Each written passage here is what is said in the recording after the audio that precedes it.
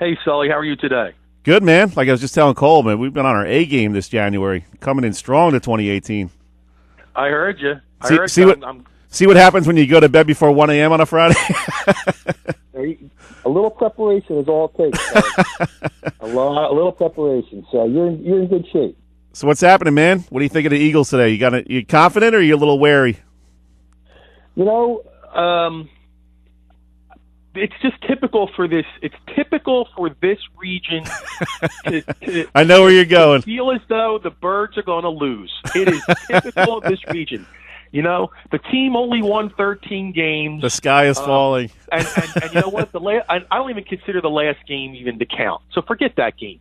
The team didn't lose at home. The team plays in the Northeast. The team has played tremendous defense. It has got it done on offense. They know how to run the football. Yet the Eagles are going to lose today as the number one seed in the NFC.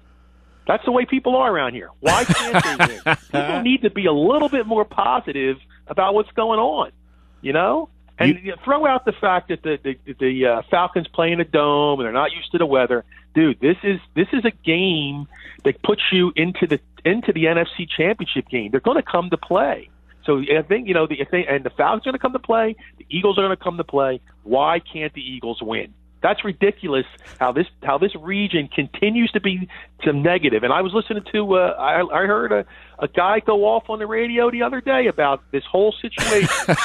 It's this negative town. It's like this whole region. Like, it can't be happy about anything. But why can't the Eagles win? Absolutely. Why can't they? So yeah, the Eagles are going to win today, Sully. How about that? You sound like the Mick in Rocky II. Well, it's just that it's true. It's like no one can be happy about anything. You can't be happy. The Sixers are improving. Granted, I see they're up by 20-some points in the first half of games, and they're losing by double digits at the end of games. But they've got to, they'll learn how to close out games and win games. The Eagles are the number one seed in the East, or in the NFC. So why can't they win? People got to get off this negative bandwagon and start being a little bit more appreciative of things. Yeah, the Eagles are going to win. How about that? You were doing push-ups to the Rocky IV soundtrack last night, weren't you? So I haven't done a push-up in probably 30 years. No way. So what's going on, man? You're fired up today. Oh, it's not that I'm fired up. It's just the everybody, and I'm guilty of it too. It seems as though everybody has to. People put a lot of negative spin on things, and there's not enough positivity out there. So, I think that's something that we all need to strive for a little bit more for. Well, let's stay positive today, and give me some positivity on some of these South Jersey high school basketball teams. Who's been impressing you? I'll tell you what. The first team that really jumps out at me is Timber Creek, and I got a chance to see Timber. I watched Timber Creek in their season opener against Paul VI.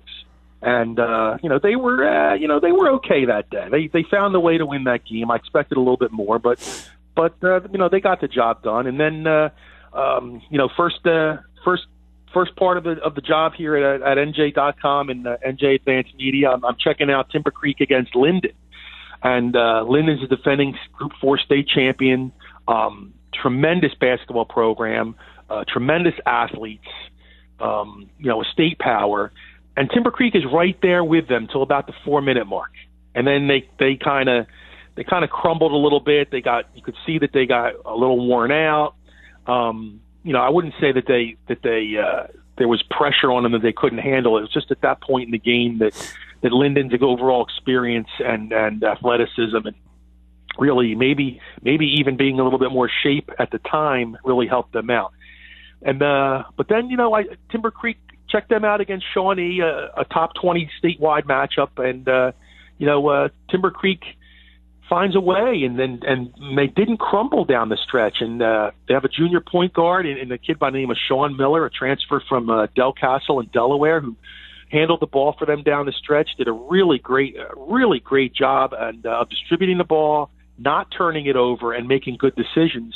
And Timber Creek goes into Shawnee's gym and beats them. So I think Timber Creek is a team that maybe in the past we kind of looked at as being an athletic team, a good team, a team that should make a title run, and then they get to some point in the playoffs and they can't close the deal. And I think going into Shawnee the other night and beating a team, that is suffering from some injuries, but a team with some very, a handful of experienced guys, and winning on their floor is going to do wonders for their confidence. So, obviously I think, like I said, right now Timber Creek is one team that really jumps out at.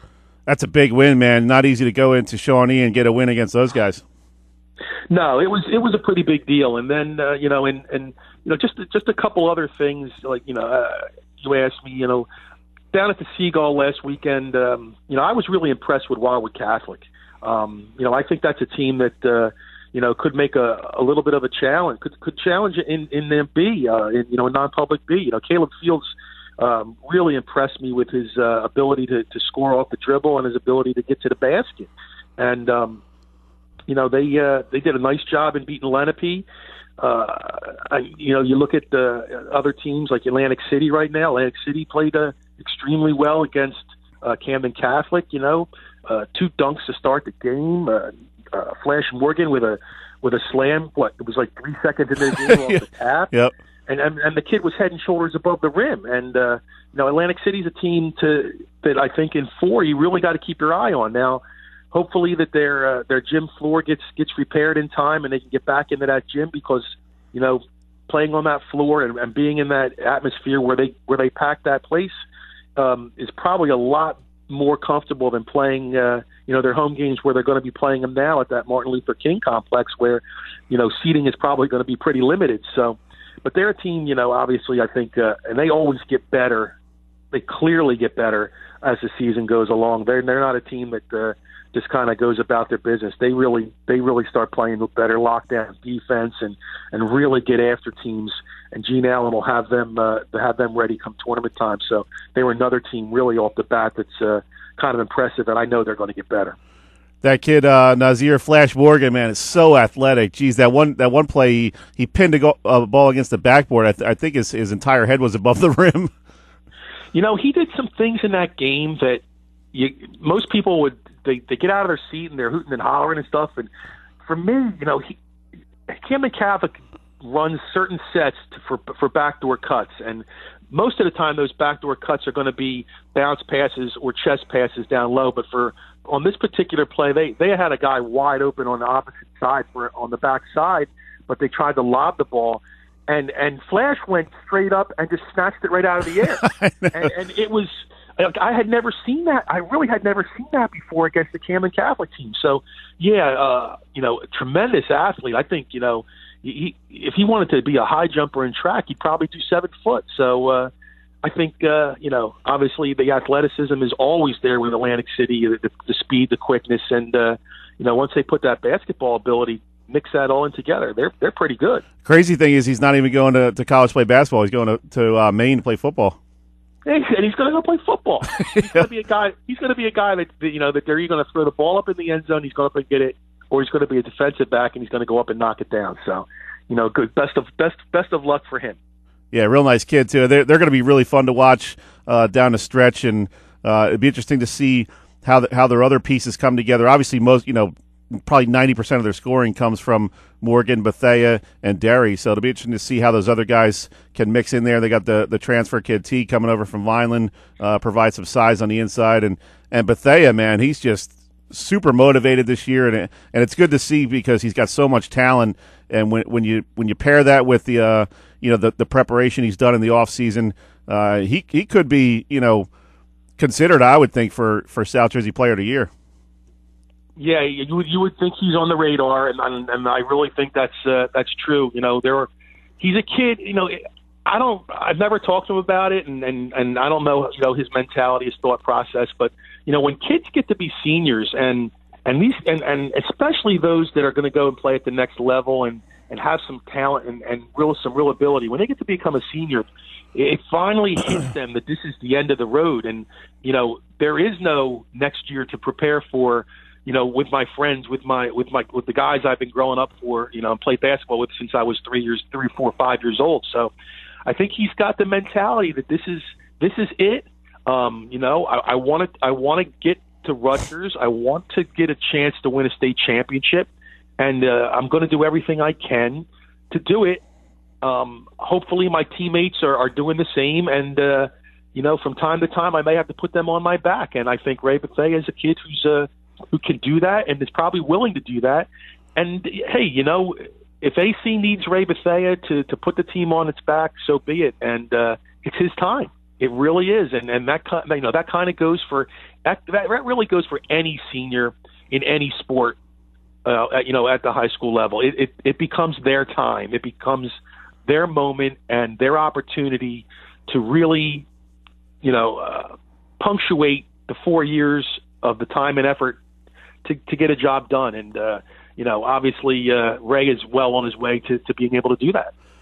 And I think there's a couple guys you could say that about in South Jersey. Caleb Fields down at Wildwood Catholic, the hardest kid over at St. Augustine. It almost seems to me like they're, they got the college stuff figured out, and they're kind of saying, hey, let me go out and show my entire skill set throughout this season and show what I'm all about. So it's neat to see those guys really start to flourish as their high school careers come to an end. Yeah, you throw in a couple other guys, a Dylan DeVenny and a Dean Noah Shawnee, a Miles Thompson and Corey Greer at Camden. It's time. It's time to in essence, every kid, may have a quote-unquote bad game here or there. It's time for these kids, these seniors, these leaders, these experienced kids on what you honestly have to say are South Jersey's better teams to kind of rise to the occasion. They can't have a bad game. They're good enough not to have a bad game. They're the type of kids that you look at when it's the state semifinals and it's the state finals, and you're looking at some of the, you're looking at, well, who are the better players in the state and who are the best players in South Jersey? These are the kids that, will have to rise to the occasion, like I said, and we'll have to do it all year long. There's not the kids need any more pressure on them, but they need to go out with a sense of urgency, and that sometimes kids play with a sense of urgency and sometimes they don't.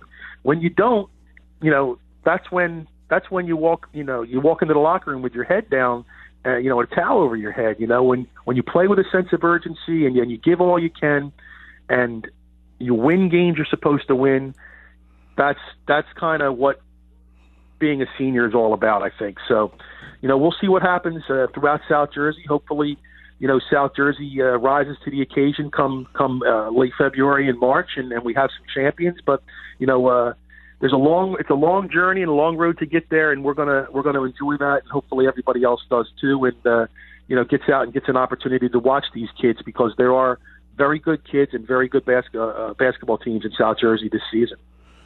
Kevin Minnick, NJ Advanced Media. Check out all his work on NJ.com. And Kevin, before we let you go, give our nervous Eagles fans one final quick pep talk. No need. Well, you know what? It's okay to be nervous, because when you're nervous, it means you feel something, and you have it. It's not just a passing thought. It's just not any other game.